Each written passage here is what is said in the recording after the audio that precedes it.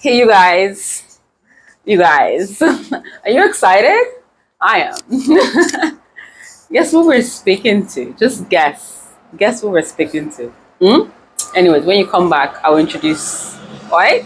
Okay. Okay. To North and South America, Cuba and the Caribbeans, the Yoruba came in mass.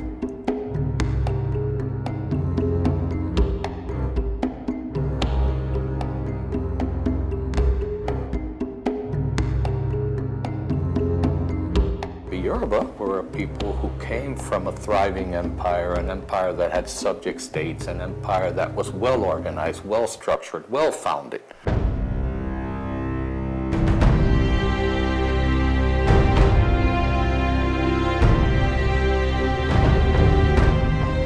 We had this song that has been sung in our palais since our ancestors came, and it said, "We are your children, my God, do not throw us away." For me, it's a very sad song because it reminds me of the pain of my ancestors. Spirituality is embedded in human beings. The superstructure, what sort of manifests spirituality, is what we call religion. Hundreds of years after their arrival to the New World, their culture might have survived it all. Uh-huh. So you guys, welcome, welcome, welcome. We're going to be speaking to the only only one. There's nobody else, just one. Mr. TOYIN IBRAHIM ADEKEYE. Did I pronounce that right? Yes. Yes, ADEKEYE.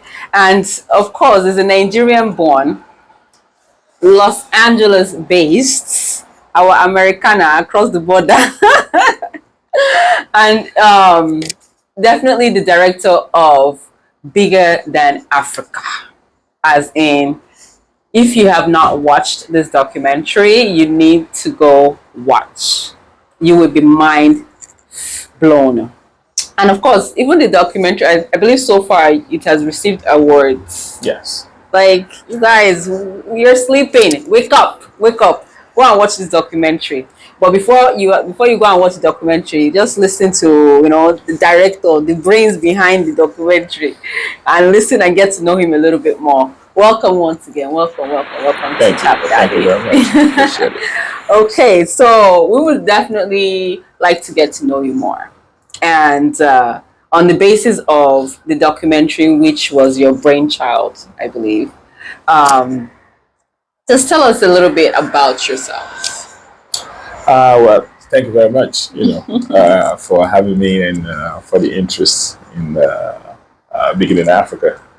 I'm Nigerian, like you said, born and raised in Nigeria, and I live in LA now. I've been in LA for maybe like 20 years. I did cinema in LA, and yeah, I've been working in that industry for quite a bit, and yeah. Wow, that's superb. So, Mr. LA, I've been there for 20 years. Did you go back home at all? Of course. Oh, of course. No, we have some people that travel and they're like, I'm never going back to that country. Oh, no. You're not one of those. Oh, no, I'm not one of those. I go home, I try to go home once a year. Yeah. Okay, that's good. So, of course, before this documentary came into light, I'm sure you've probably put your feet or your hands in so many other things. Would you like to let us know what those things were that maybe we just didn't hear of? Yeah, I mean, I've been involved in a couple of other things. I've done a lot of short films. Some have actually gone to Cannes with a couple of my other friends in LA, whom I went to school with and work with and things like that. And I've also worked on a few other projects. I'm not, which I didn't direct and things like that. Okay. You see my name in a few credits here and there. Yeah. But yeah, Bigger Than Africa was my own first feature. That's mine. Imagine. Yeah. Wow. First feature, and it went skyrocket. Wow, that's superb. That is great. But I'm sure because a lot of energy, time, resources was put behind this, right? So how, like, what made you think of putting such documentary together? Well, just as I've said earlier, being born in and raised in Nigeria, and now living in the Western world, I'm sure we can all relate. Some of us that live out here can relate that when you get out here, you begin to appreciate home more than you actually do when you're there. Yeah. So things are not perfect, and that's not what I'm saying. But it's not perfect here either. No, you it's know, not. so. The idea of Bigger Than Africa came in my final year of film school. Then I wanted my thesis film to be something that kind of reflects my culture, but at the same time, telling it, making it a universal story, though. Something that everyone can relate to, irrespective of where you're from. So I started researching, and that was how I came across the Yoruba village in South Carolina.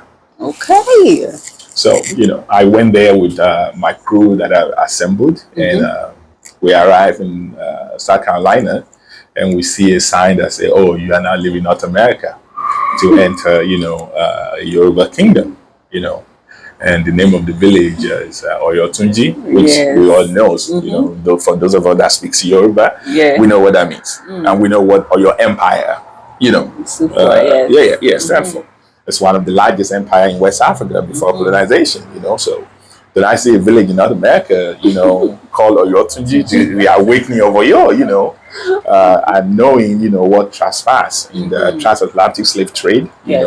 So that just kind of blew my mind, and I was going to do a 7 to 15 minute short actually, just for the thesis that year. So I changed my mind, so I told my crew like, nah, we're not going to go ahead. We're going back to LA. Wow. And they thought like, are you serious? It's like, yeah, this is my culture.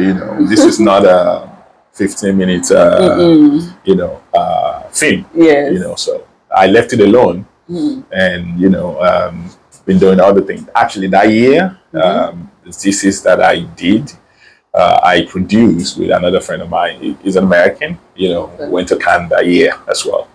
I've ended up being the producer on it, and so I've done other things after that. I left it alone, but continued the research. Okay. And I extended the research into South America, the Caribbean, and back to West Africa. And I started shooting it maybe 4 or 5 years after I discovered the village. Wow. Yeah. So I didn't start it right away. So it took a while before I started doing it, and we extended it, to 6 countries. Yes. I was going to talk about it. One of my other questions was, how were you welcomed when you visited the South Carolina or your Tunji African village? Oh, I mean, great reception. We had great reception. We were treated very, very well.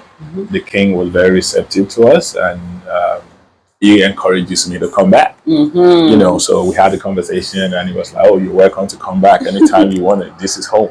Wow. And that's superb. That's beautiful. Wow, that's lovely. And would you say that, well, clearly in the documentary, you can see that's what it was.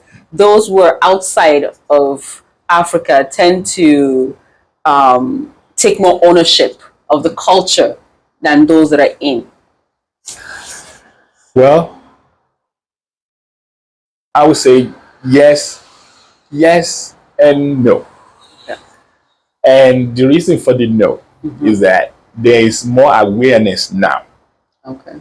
At least, that awareness is starting, to grow more than before back home. But I mean, before, it was, things were heading the wrong direction, where people don't even want to name their kids, Yoruba names anymore, trying to, westernize everything and all of that.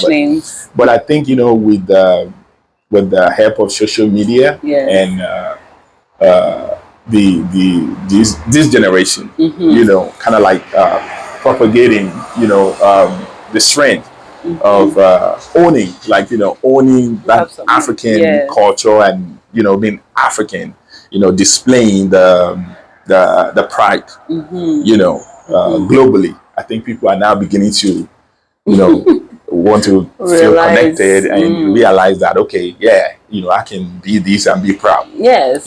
so Definitely. for that, so I think we're going in the right direction. For me, that's my own, thinking of that. But I always kind of feel when it comes to being prideful, like about the Yoruba spirituality. I think the diaspora are more, profoundly like proud to say I am Yoruba and I practice Oshun, whatever, and things like that. I kind of think this, that's the exit more than back home. The appreciation for the Yoruba deities and things like that might be more in the diaspora than it is back home. But would you say is due to the fact of they're trying to hold on to what they felt they were taken out of? Yes, exactly. Because we have to realize that we have two different situations here. We were home. Yes. Those of us that are in Africa, we're home. We were never taken out or uprooted, from home. Okay. But because we're home doesn't mean things were not taken away from us. Yes.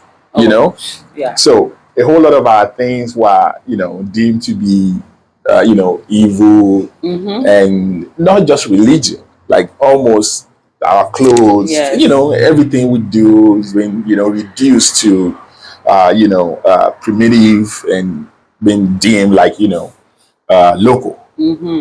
Which is still something that we still struggle with, not just in Yoruba land, but across the entire continent. So that is the experience for the Africans in Africa. So even though things were taken away from us, we didn't really realize that things were being taken away from us because it wasn't like we were forced to drop it. This thing was being sneaked for other things. Yes, into us. So mentally, some of people didn't catch that like that. Like, oh, this is what what was happening, or this happened to us. So that is why till today, sometimes when you're talking about the pride in Africa, there's still some people that will argue with you and say, oh no, we don't know anything. If not for the Europeans, we have been. There's still people that see kind of like have that kind of mentality. All human beings are important. That's not what I'm saying. And we all contributed to the development of the world in various ways. But to kind of like deem everything Africa local, that's a lack of knowledge. But for the African people in the diaspora, their own situation was different. Yes. They were the one taken away from home. Yes. They were the one, kind of like prevented from practicing or even bearing their name. Yes. We are the one choosing not to give kids our native names. Yes. They were actually forced. Yeah. Strict. Didn't have a choice. So let's put ourselves in that shoes as well. You will hold on to whatever you can hold on to and be proud of it. Yes. So we have two different experiences, and we have to always understand and acknowledge that. That's well said. And how was your experience in Trinidad, Tobago, Brazil, Cuba? Were you welcomed? Like when they knew what you were doing, how was the welcoming? Oh, the reception was great across the board. I get that question all the time. Like everywhere we've been,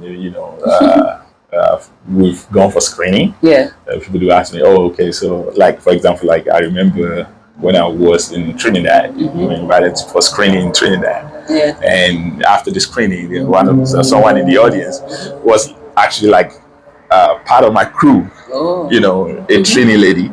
She was part of my crew, and after the Q&A, and she was like, "Okay, I have one last question." So I'm like, "Okay, out of everywhere you went to, which country would you say you enjoyed the most?" I was like, "Oh, really? You're gonna put me on the first?"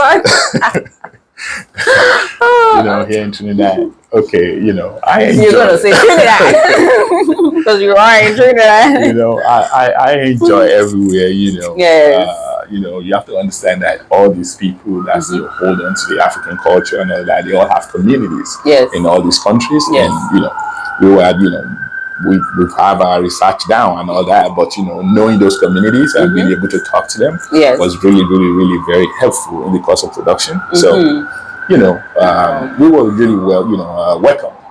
They treated us like we were back in Africa. Wow, that's nice.